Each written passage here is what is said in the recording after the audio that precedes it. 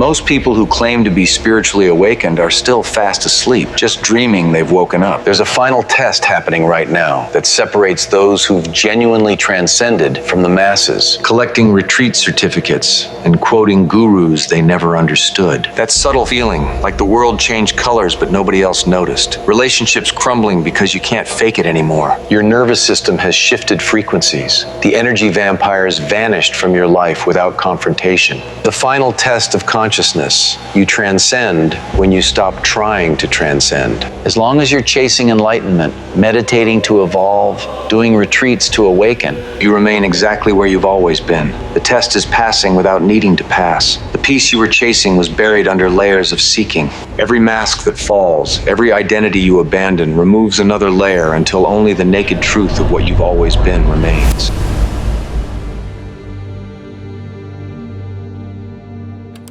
Most people who claim to have spiritually awakened are still deeply asleep, merely dreaming that they have awakened.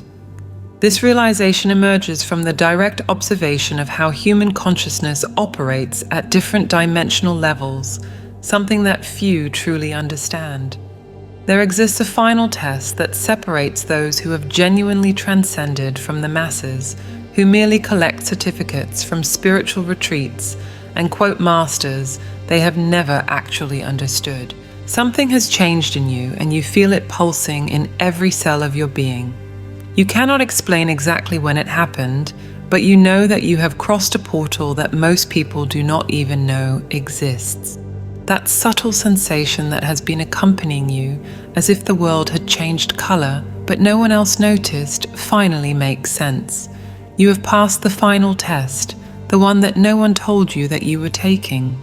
Life has a different texture now. The same situations that used to throw you into a whirlwind of anxiety now pass through you like water flowing around a stone. You still feel everything. The anger when it arises, the sadness when it visits, the fear when it appears, but something fundamental has changed. There exists a space between you and these experiences, an observing consciousness that allows you to choose how to respond instead of being dragged by the emotional current. This journey that you have traversed had no map or tour guide. It was the brutal and beautiful process of peeling away layer after layer of conditioning until you found the core of what you really are. Every mask that you wore, every story that you told about yourself, every identity that you thought you needed to maintain, all of this dissolved like sugar in the rain. What remained when all the fantasies were gone? You. The true you that was always there, patiently waiting to be recognized. The deepest paradox of this final test reveals its face now. You did not pass by trying to pass. In fact, you passed when you finally released the need to pass anything at all. All that energy spent measuring spiritual progress, comparing your journey with that of others, trying to reach some elevated state of consciousness. All of this was exactly what was keeping you trapped. Imagine spending years climbing a mountain, breathless and exhausted, only to discover that the summit was always beneath your feet.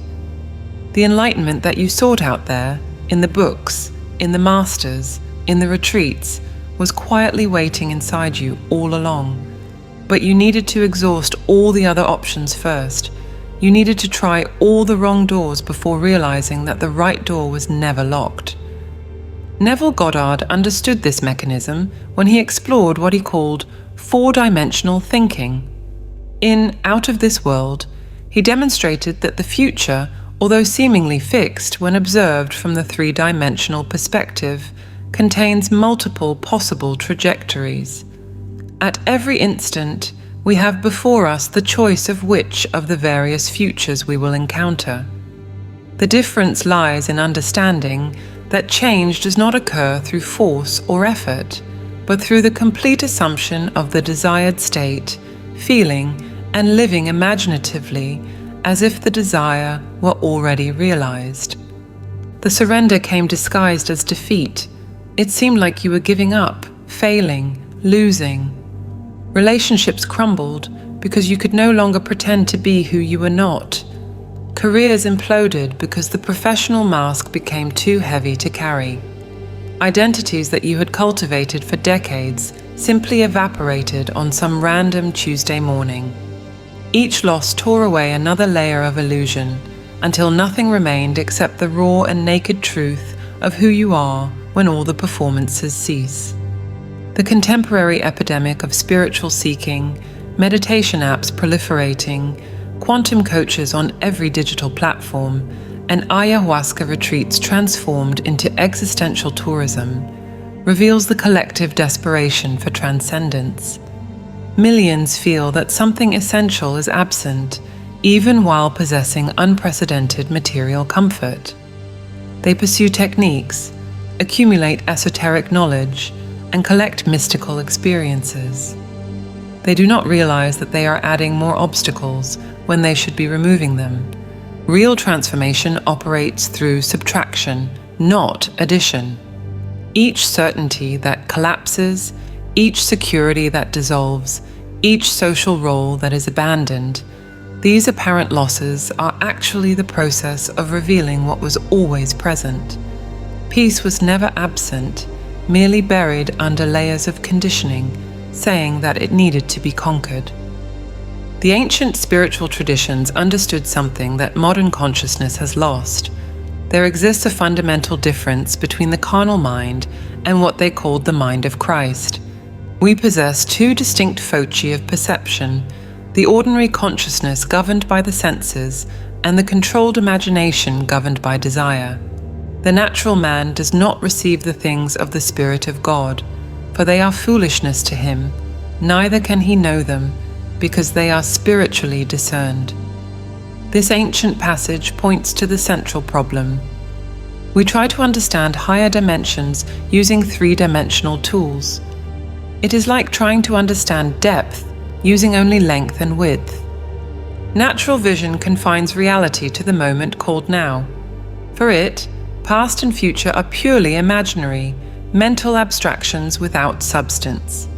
But spiritual vision sees the content of time in a completely different way.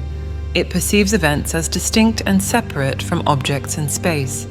Past, present, and future are a present whole to spiritual vision.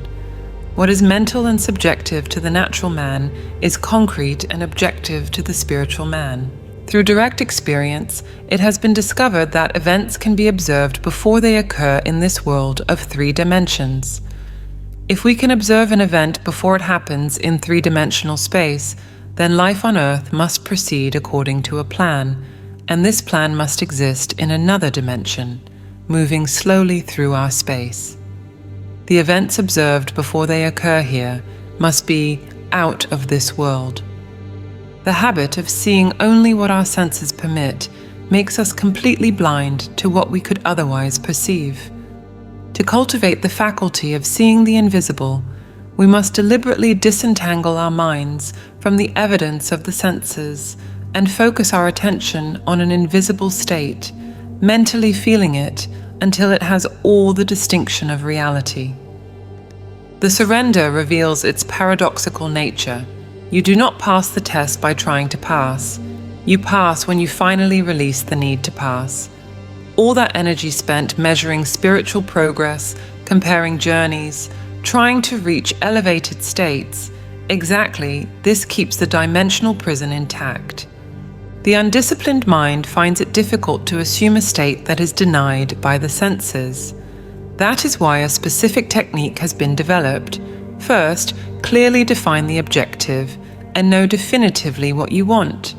Second, construct an event that you believe you would encounter after the realization of your desire, something that implies its realization.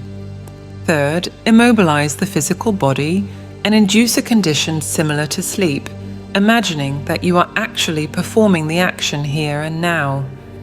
The difference between feeling yourself in action, here and now, and visualizing yourself in action as if you were on a movie screen is the difference between success and failure. You must always participate in the imaginary action, not just observe it. You must feel that you are actually performing the action so that the imaginary sensation is real to you. The four-dimensional world is not a theoretical abstraction. It is a dimensional reality where time functions as the fourth dimension of an object. Just as a three-dimensional solid is superior to a two-dimensional surface, a four-dimensional object is vastly superior to a solid. The new quality that time adds is mutability, the capacity for change. When you meet someone, you are meeting only a cross-section of that person's four-dimensional self, the complete self that is not seen. To see the four-dimensional self, it would be necessary to see every cross-section or moment of the person's life from birth to death, all coexisting simultaneously.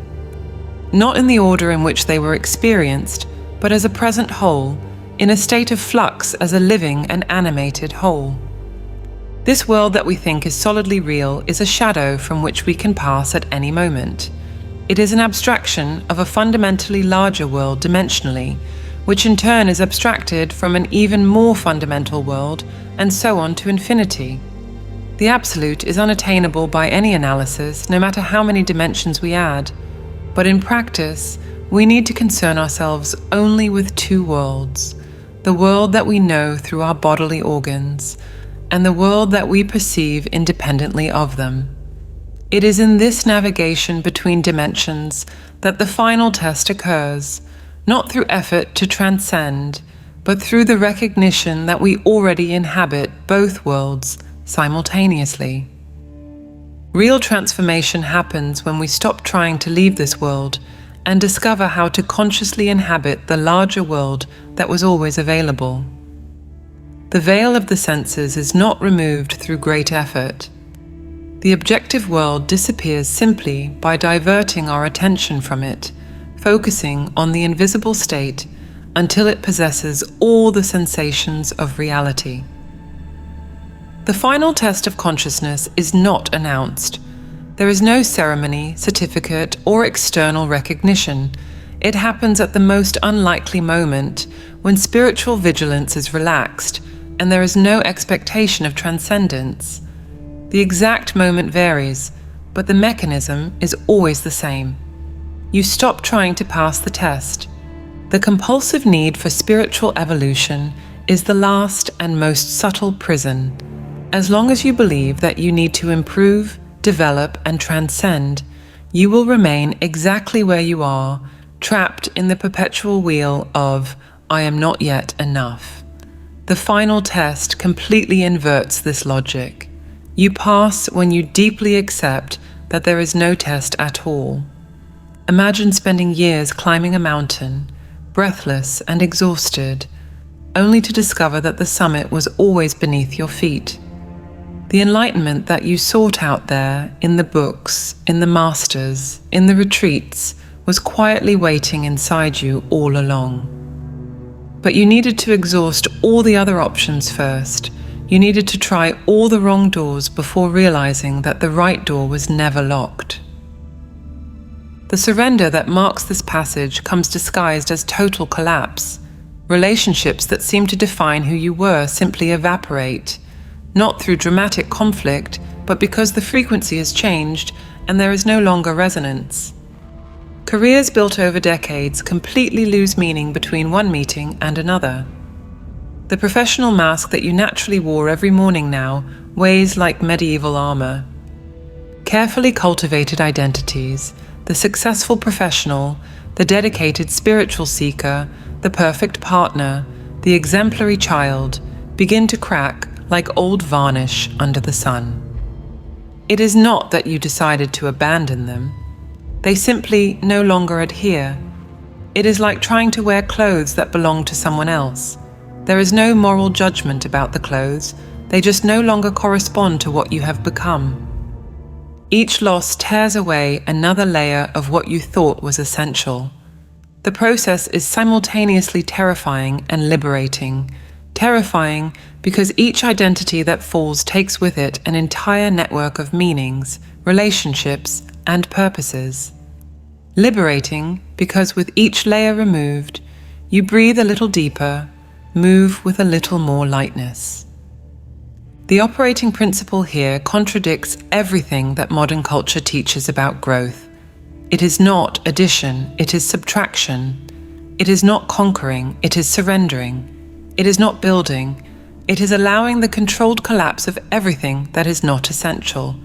The dissipative structures of consciousness operate through apparent chaos that is actually reorganization at a more refined frequency. When finally, nothing remains except the naked observer observing their own observation, something extraordinary happens. A space emerges that was always present but was imperceptible under the constant noise of seeking. This space between you and your experiences radically transforms how life is lived. Now, you inhabit a different place within yourself. You are no longer glued to your emotions like a fly on flypaper. You can feel anger without becoming an erupting volcano. You can experience sadness without drowning in an ocean of tears. You can touch fear without being petrified like a statue of salt. This space that has emerged, this sacred gap between the observer and the observed, has completely transformed your experience of being alive. You have discovered that you can contain multitudes without fragmenting.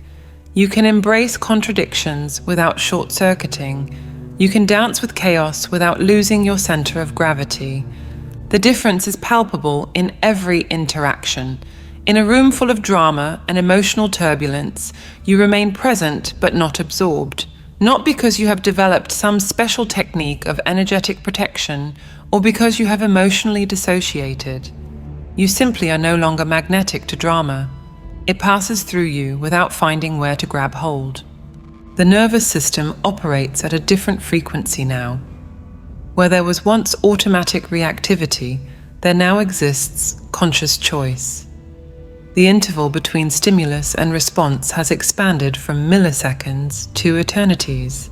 In this dilated interval, you can observe the impulse arising, recognize it, allow it to exist, and choose whether to express it or let it dissolve naturally. Metacognition, the ability to observe one's own mental processes, is no longer an occasional meditation exercise. It has become the default operational mode. You watch your thoughts arise and pass like clouds in the sky of consciousness. Emotions rise and fall like tides, but you remain like the beach, touched but not moved. This new configuration of consciousness allows something that seemed impossible before, to experience intensely without being consumed. Anger can burn through you with full force, but you do not become the anger. Sadness can flow like a mighty river, but you are not swept away by the current. Fear can arise with all its biological urgency, but you remain as the space where fear happens. Problems that once seemed like insurmountable walls are now just interesting configurations of energy awaiting reorganization. Crises that would have caused total collapse now reveal precise opportunities for refinement. Each challenge brings exactly what is necessary for the next expansion, neither more nor less. Passing the final test did not give you immunity to problems. In fact, life may have even increased the difficulty level of the game. But your relationship with challenges has undergone a complete metamorphosis. What were once insurmountable mountains now seem like interesting puzzles waiting for a solution. What were once devastating tragedies now reveal gifts hidden in thorny wrapping paper. Each obstacle carries a secret key. Each crisis offers clarity in disguise. Each problem proposes a dance instead of a war. You have developed an almost magical capacity to find the gift within the difficulty, not through forced optimism or delusional positive thinking, but through a refined perception that sees patterns where others see only chaos. Financial problems become an opportunity to examine your relationship with abundance and scarcity. Conflicts in relationships are mirrors showing parts of yourself that still need love and integration. Health challenges are invitations to honor the temple of your body with more reverence.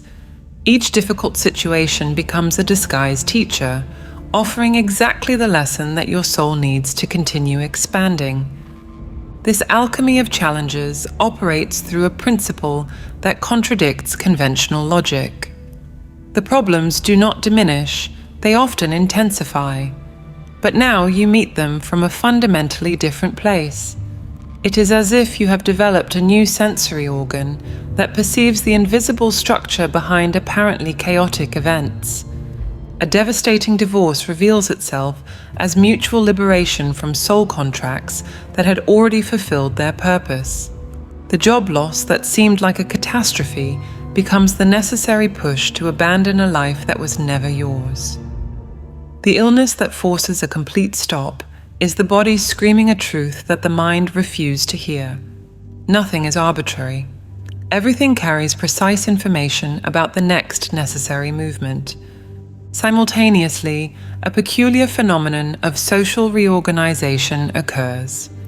Your transformation has created an invisible magnetic field around you. The energy vampires who used to suck your vitality have simply disappeared, as if they had lost your address. The drama addicts who transformed every coffee into a Mexican soap opera have found other stages for their performances. No confrontation or dramatic farewell was necessary. They simply evaporated from your reality, like dew in the morning sun. Some try to return, but it is as if there were an invisible barrier.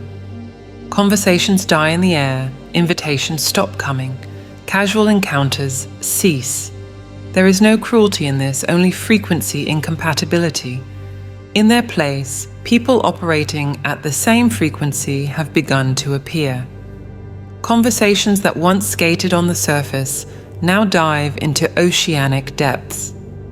Connections based on need and lack have been replaced by encounters of soul with soul, truth with truth.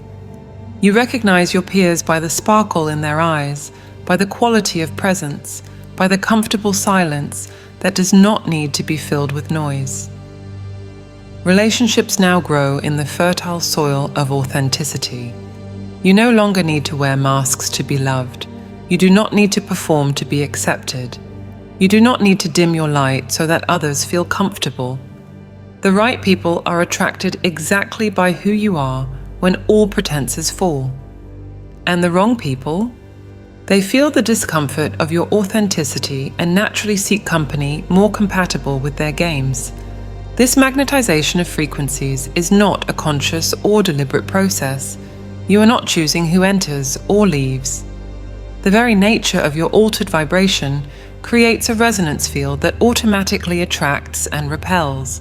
It is pure physics applied to human relationships. Compatible frequencies mutually amplify, incompatible frequencies cancel out. The practical evidence of this transformation is observable in the physical body. The nervous system demonstrates measurable changes. The fight or flight response no longer fires automatically in stress situations. The vagus nerve, responsible for the relaxation response, maintains elevated tone even in challenging circumstances.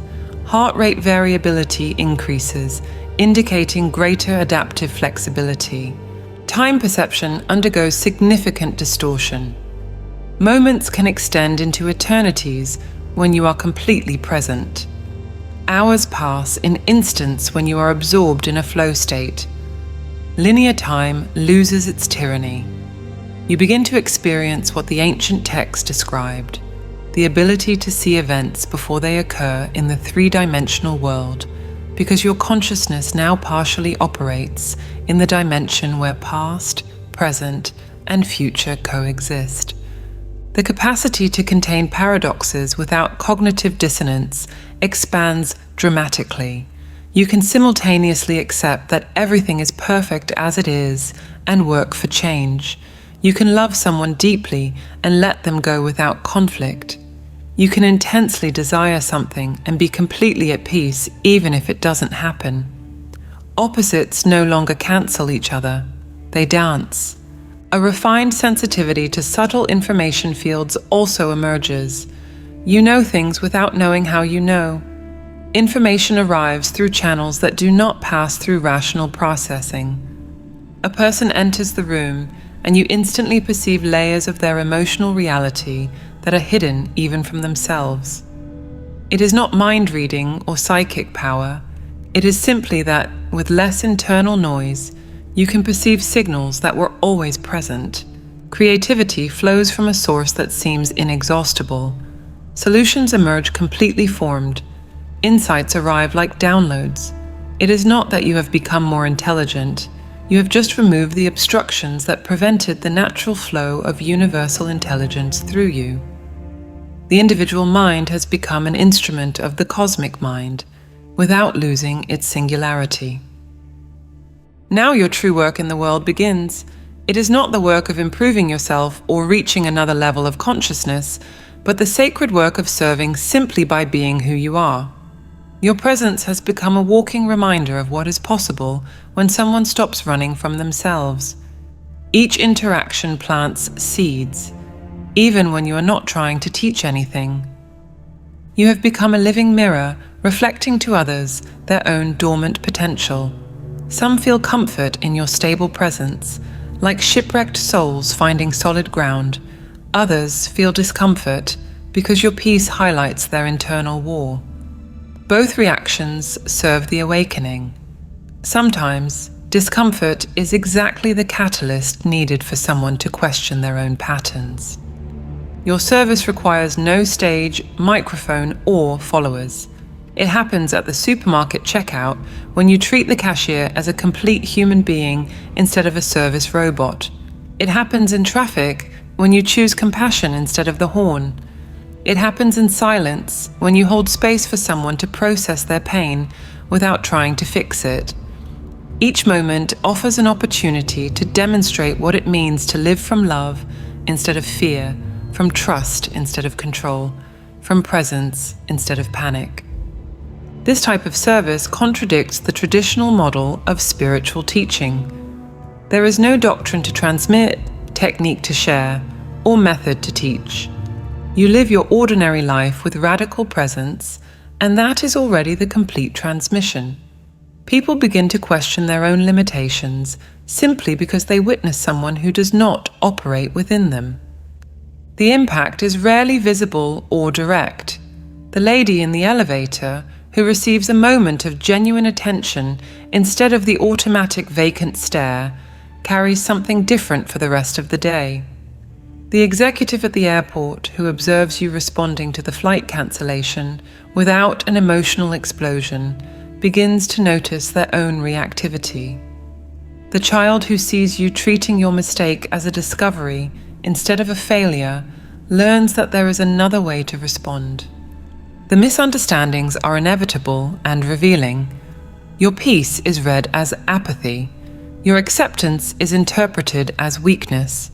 Your absence of drama is seen as a lack of emotional depth. People who knew earlier versions of you feel betrayed by the change.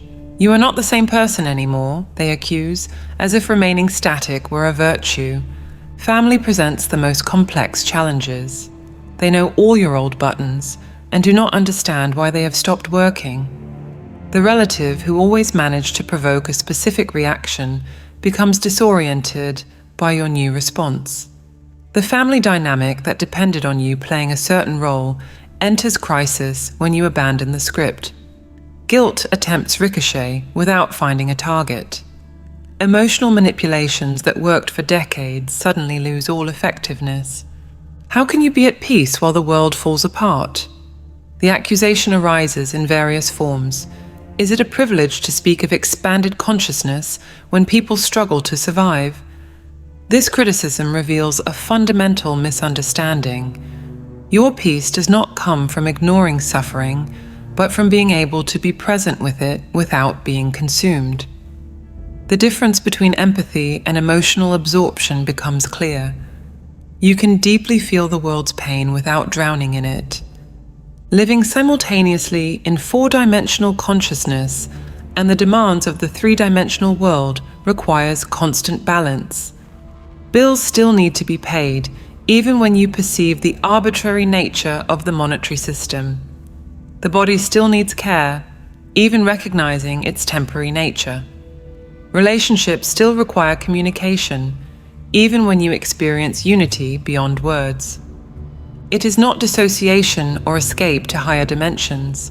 It is fully inhabiting multiple layers of reality without confusing or denying them. In the office, you function within the corporate structure while remaining conscious of its constructed nature. With friends, you respect individual boundaries while perceiving the single consciousness expressing itself through different forms. With strangers, you operate within social conventions while recognizing the collective theater being performed. Everyday activities reveal new depth without effort to make them special. Preparing breakfast happens with the same quality of attention that was once reserved for important moments. The daily walk to work has the same presence that once only existed in meditative retreats.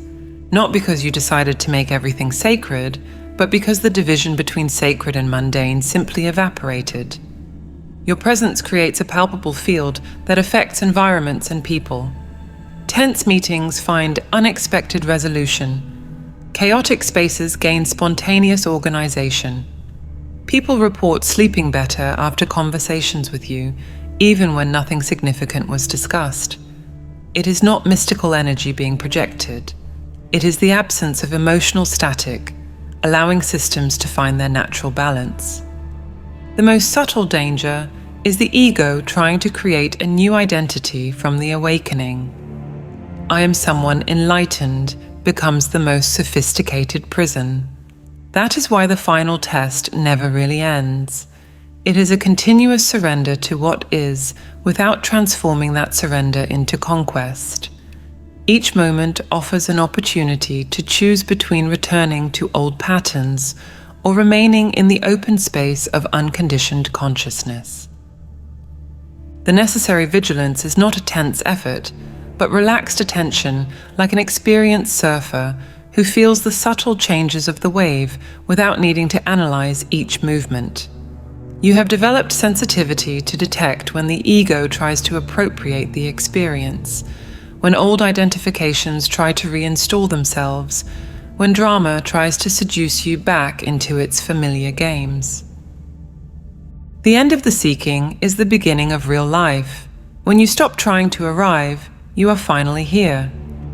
This complete inversion of conventional spiritual logic is what separates those who have genuinely crossed the portal from those who are still accumulating techniques and certificates. The journey that began with the inexplicable sensation that the world had changed color ends with the understanding that you were the one seeing through distorted lenses.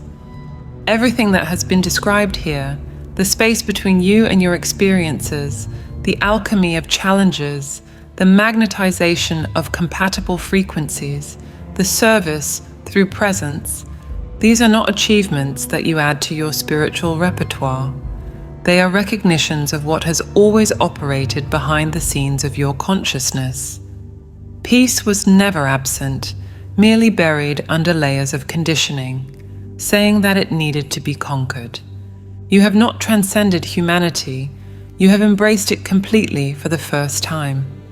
The difference is that now you can experience the full range of human experience without being destroyed by it. You can feel deep anger without becoming vengeful. You can experience devastating sadness without entering depression. You can touch primal fear without becoming paralyzed. Emotions flow through you like weather through the landscape, intense while they last, but always passing. Problems continue appearing, perhaps even more frequently, but now you recognize them as the personalized curriculum of your evolution. Each challenge brings exactly the lesson that your soul has requisitioned, even if your personality protests. Financial conflicts reveal hidden beliefs about worthiness. Health crises expose disconnections between body and consciousness. Relationship endings show where you still confuse love with need. Ordinary life has gained an extraordinary quality, not because you made it special, but because you stopped dividing it into categories of important and trivial. Each moment carries the full weight of existence. A conversation at the bus stop has the same potential depth as an encounter with a spiritual master. The difference lies in the quality of your presence, not in the nature of the event. What if you have already passed the test but are waiting for external confirmation? How many people live awakened lives but doubt their own experience because it does not fit the models described in books? Awakening rarely arrives with fireworks and celestial choirs. More frequently, it is a quiet, almost anticlimactic recognition of something that was always obvious. Examine your own experience. Do you still react automatically to the same old emotional triggers, or does there now exist a pause, a space where conscious choice can emerge? Do toxic relationships still drain your energy, or have they simply lost their grip, dissolving naturally without drama or confrontation? Are you still frantically seeking the next technique, the next teacher, the next transcendental experience, or is there a fundamental quietness even in the midst of activity? If the answer points to change, then you already know. You do not need external validation, formal initiation, or recognition from a spiritual authority. The final test is self-declared and self-validated. No one can confirm it for you, and no one can deny your experience. But here is the final paradox. Even recognizing that you have passed, the work continues. Not the work of adding more knowledge or developing more skills, but the work of continuing to let go, continuing to surrender, continuing to allow life to flow through you without obstruction. It is constant maintenance of openness, not through effort, but through non-interference. How many masks do you still carry out of habit, even knowing they are unnecessary? How many old patterns still operate on autopilot, waiting to be recognized and released? How many times a day do you forget and return to operating from a limited three-dimensional consciousness, needing to gently remind yourself of the expanded vision? These questions are not failures or regressions. They are the ongoing process of refinement that never ends, because consciousness is infinite in its depth. Each layer revealed shows another beneath. Each space opened reveals even vaster territory. There is no arrival point because you are exploring the infinite. The silent revolution is happening now, on a global scale, but without fanfare or public recognition. Millions are passing through the final test, each in their own time, in their unique form. It is not an organized movement or measurable phenomenon. It is an organic change in collective consciousness, happening one person at a time, one moment at a time. You who recognize these words, not because you have learned something new, but because they confirm what you already knew intuitively, are part of this revolution. Your mere authentic existence, living from love instead of fear, from presence instead of panic, from trust instead of control, creates ripples that touch lives in ways you will never know. The world does not need more spiritual teachers, more techniques, more promises of quick enlightenment. It needs ordinary people living extraordinarily present lives.